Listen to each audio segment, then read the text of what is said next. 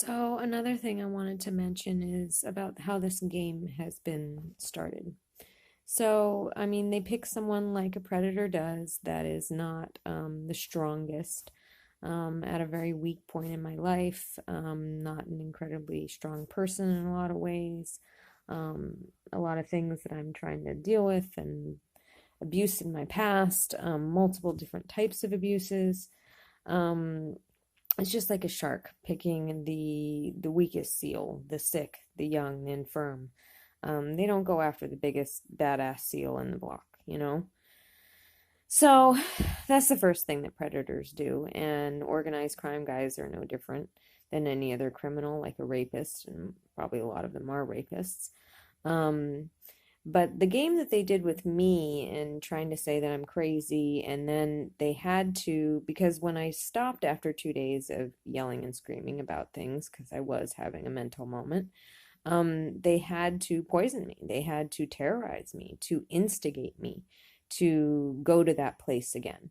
So then they could excuse their behavior. They could have a reason for it. And then they just kept going on with that game because it's been a theme throughout. So they try to, make it seem like I'm crazy, like Adria Cooper saying that I'm crazy. I never tried to break down her door. I've never tried to break down anybody's door.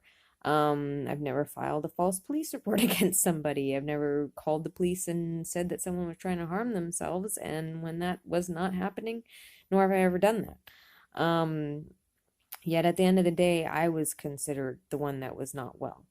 Um, and it just blows in the face of logic that that would be true. After enduring everything I have endured, it has been a struggle to not feel mentally imbalanced at times, but crazy I am not. Delusional, most certainly not. And that's the game, though. And it should be really well noted that trying to make someone seem like they're crazy so then they can do anything they want.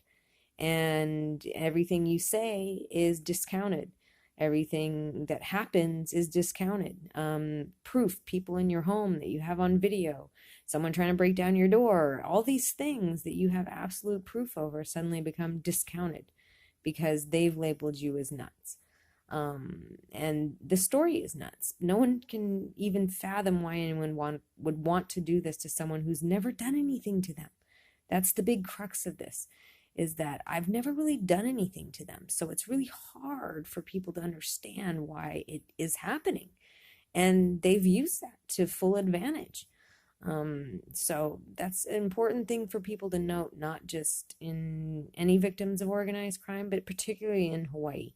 Because if they're playing this game on me there, or they did there, and they've continued to do it through here, through affiliates and other gang members that they are in drug dealing business with and so forth.